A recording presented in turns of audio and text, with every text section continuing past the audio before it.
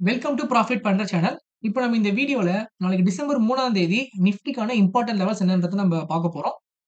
நான் நேத்தே ஒரு வீடியோ போஸ்ட் பண்ணியிருப்பேன். இந்த மாரி sideways range market break out பண்ணிட்டு மேல போறதுக்கு தான் வாய்ப்புகள் இருக்குன்னு சொல்லியிருந்தேன். இன்னைக்கு அத கன்ஃபார்ம் பண்ற விதமா மார்க்கெட் என்ன பண்ணிருக்குன்னா, நல்ல ஒரு ரேஞ்ச பிரேக் அவுட் குடுத்திருக்கு. அதுவும் பையிங் சிங்கிள் பிரிண்ட் போட்டு மார்க்கெட் என்ன பண்ணிருக்குன்னா, பிரேக் அவுட் குடுத்திருக்கு. ஸோ நல்ல ஒரு பையிங் பிரசன்ஸ் மார்க்கெட்ல தெரியுது. ஸோ இன்னைக்கு மார்க்கெட் எப்படி போச்சு? நாளைக்கான லெவல்ஸ்லாம் என்னென்ன? எப்படி நம்ம ட்ரேடிங் பிளான் பண்ணலான்றத நம்ம ஃபுல் அண்ட் ஃபுல் இந்த வீடியோல பார்க்கலாம். ஸோ ஸ்கிப் பண்ணாம வீடியோ பாருங்க. என்கிட்ட நீங்க மார்க்கெட் ப்ரொஃபைல், ஆர்டர் ஃப்ளோ கத்துக்கணும் அப்டின்னா, இந்த வீடியோ டிஸ்கிரிப்ஷன்ல வாட்ஸ்அப் நம்பர் குடுத்துருக்கேன். நீங்க டீடைல்ஸ் கேட்டு தெரிஞ்சுக்கோங்க. அண்ட் வீடியோ டிஸ்கிரிப்ஷன்லயே நம்ம கிளாஸ்ல என்ன டாபிக்ஸ்லாம் கவர் பண்ணியிருக்கோம்ன்றத நான் ஃபுல் அண்ட் ஃபுல் நான் கிளியரா குடுத்துருப்பேன். ஸோ செக் பண்ணி பார்த்துக்கோங்க. ஓகேவா? ஸோ இப்போ நிஃப்டி பொறுத்தவரைக்கும் பார்த்தீங்கன்னா, 1, 2, 3, 4, 5 இந்த 5 நாள் நல்ல ஒரு கன்சாலிடேஷன் ஜோன் இருந்துட்டு இருந்துச்சு. ஆக்சுவலா 5 நாள் கிடையாது. இது 4 நாள் தான். ஓகேங்களா? இது கரண்ட் டே. இது விட்டுருங்க. இந்த 4 நாள் நல்ல ஒரு கன்சாலிடேஷன சுத்திட்டு, இவங்க என்ன பண்ணா, ஒரே ஒரு பேனிக் செல்லிங்னால கீழ வந்தான். ஆனா திரும்பி மார்க்கெட் என்ன பண்ணுச்சு, பேனிக் செல்லிங்லருந்து அகைன் ரிகவர் ஆயிட்டு மேல போயிடுச்சு. ஸோ நான் சொல்லியிருப்பேன். இங்கேயே மார்க்கெட் அப் ட்ரெண்ட்ல போற மாரி தான் தெரியுதுன்னு சொல்லிட்டு. ஸோ அத கன்ஃபார்ம் பண்ற விதமா மார்க்கெட் என்ன பண்ணுச்சு அப்டின்னா, இன்னைக்கு இங்க starting first 1/2 an hour candle இருக்கு இல்லையா? அவன் ஸ்டார்ட்டிங்ல இறங்கிட்டு தான் இருந்தான். நான் இத இன்னும் கொஞ்சம் கிளியரா காமிக்கிறதுக்கு என்ன பண்றேன்னா, 5 மினிட்ஸ் டைம் ஃப்ரேம்ல ஆர்டர் ஃப்ளோ சார்ட் உங்களுக்கு நான் காட்டுறேன். இதுதான் ஃபர்ஸ்ட் 5 மினிட்ஸ் கேண்டிலு.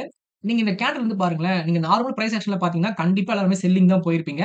ஆனா இங்க பாருங்க. இங்க ஒரு தடவ ட்ரேட் நடந்திருக்கா? இங்க ஒரு ட்ரேட் நடந்திருக்கா? அதுக்கப்புறம் டைரக்ட்டா இங்க ட்ரேட் நடந்திருக்கு. கடைசியா தான் என்ன பண்றாங்க உங்களுக்கு பாட்டம்ல நல்ல ஒரு டிரான்சாக்ஷன் 2 பக்கமும் வந்திருக்கு. ஸோ மார்க்கெட் என்ன பண்ணிருக்கு பாருங்க. ஸ்டார்ட்டிங்ல பெருசா விழுந்த மாரி தெரியும். ஆனா டிரான்சாக்ஷன் எல்லா இடத்துலயுமே நடக்கல. வெறும் 3 இடத்துல தான் பண்ணிருக்கு. கிட்டத்தட்ட 24,300 இருந்து 24,250 கிட்டத்தட்ட இந்த 50 பாயிண்ட்ல வெறும் 3 இடத்துல மட்டும் தான் என்ன பண்ணியிருக்காங்க உங்களுக்கு டிரான்சாக்ஷன் பண்ணியிருக்காங்க. இது நீங்க ஆர்டர் ஃப்ளோ இல்லாம கண்டுபிடிக்க முடியாது. ஆர்டர் ஃப்ளோ தான் பார்க்க முடியும். ஸோ இந்த மாரிலாம் ஒரு செல்லிங் வந்துச்சு அப்டின்னா, இது ஒரு ஸ்ட்ராங்கான செல்லிங் கிடையாது. அத கன்ஃபார்ம் பண்ற விதமா பார்த்தீங்கன்னா, மார்க்கெட்ல இந்த இடத்துல நல்ல ஒரு அப்சார்ப்ஷன் நம்ம கண்டுபிடிச்சோம். அதாவது செல்லர்ஸ் ஃபுல்லா என்ன பண்ணாங்க, பையர்ஸ் அப்சர்வ் பண்ணி மார்க்கெட்ட ஃபுல்லா ஹோல்ட் பண்ணாங்க. அண்ட் அகைன் இந்த இடத்துல பார்த்தீங்கன்னா, மார்க்கெட் என்ன பண்ணுச்சு உங்களுக்கு பையிங் கிளியரா காமிச்சிருச்சு. அதாவது பாசிவ் பை பிளஸ் அக்ரெசிவ் பைன்னு சொல்லிட்டு நமக்கு இந்த இதுல காமிச்சது. ஒன்ஸ் இந்த பின் பார மார்க்கெட் பிரேக் அவுட் பண்ணதுக்கு அப்புறம் நல்ல ஒரு ரிகவரி குடுத்துட்டு, ஒரு சைட்வேஸ் ரேஞ்ச் போட்டுட்டு அண்ட் அகைன் பாருங்க சேம் பின் பார் இங்க எப்படி பின் பார் ஃபார்ம் ஆச்சோ, அதே பின் பார் ஃபார்ம் ஆயிட்டு இந்த ஒரு அப் ட்ரெண்ட் மார்க்கெட் என்ன பண்ணுச்சு? கன்ஃபர்மேஷன் குடுத்துச்சு. அதாவது 10:10க்குலாம் மார்க்கெட் என்ன பண்ணுச்சுன்னா, நம்மளுக்கு கன்ஃபர்மேஷன் குடுத்தாச்சு. இதுக்கப்புறம் அப் ட்ரெண்ட் தான் போப்போன்னு சொல்லிட்டு. ஸோ நானுமே நான் என்ன பண்ணியிருந்தேன், இந்த லைவ்ல மார்க்கெட் மேல போறதுக்கு சான்ஸ் இருக்குன்ற மாரி தான் டிஸ்கஸ் பண்ணிட்டு இருந்தோம்.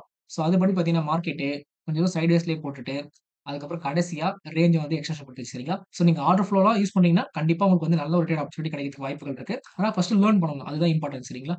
ஓகே. இப்போ என்ன பண்ணலாம்னா, மார்க்கெட் ப்ரொஃபைல் ஆன் பண்ணிக்கலாம். ஆர்டர் ஃப்ளோவ ஆஃப் பண்ணிப்போம். ஸோ இதுதான் இன்னைக்கான ஒரு ட்ரேட் கண்டிஷன் சரிங்களா? அண்ட் முக்கியமா நம்ம பாருங்க, இது ஸ்விங்கோட ரீஜியன் சரிங்களா? நான் அகைன் லைன் நான் தெளிவா டிரா பண்ணிடுறேன்.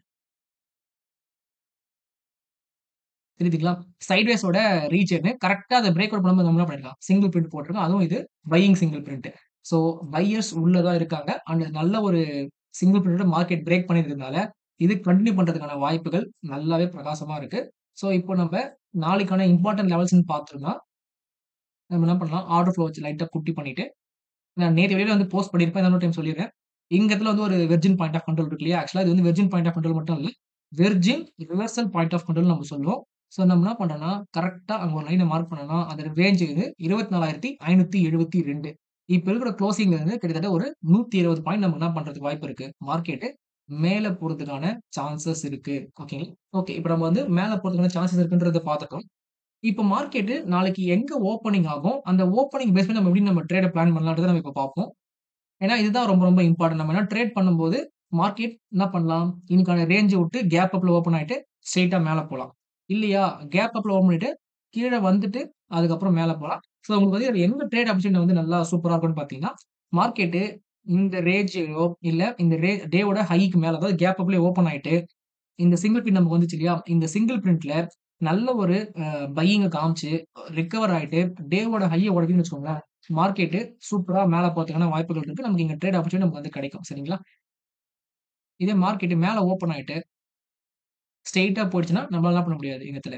ட்ரேட் ஆப்பர்ச்சுனிட்டிய ஃபைண்ட் அவுட் பண்ண முடியாது. சரிங்களா? இப்ப நம்மளோட ஃபர்ஸ்ட் டார்கெட் இங்க பார்த்துட்டோமா?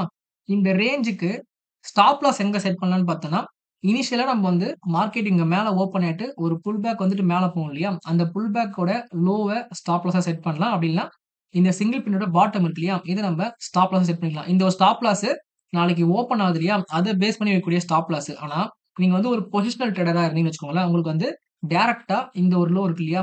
24,250 இந்த ரேஞ்ச் வந்து உங்களுக்கு பொசிஷனல் ஸ்டாப் லாஸா இருக்கும். ஏன்னா, நமக்கு மார்க்கெட் வந்து இங்க நான் உங்களுக்கு காமிச்சேன் இல்லையா? ஆர்டர் ஃப்ளோல. மார்க்கெட் வந்து காலையில இங்க ஒரு புல் பேக் காமிச்சது.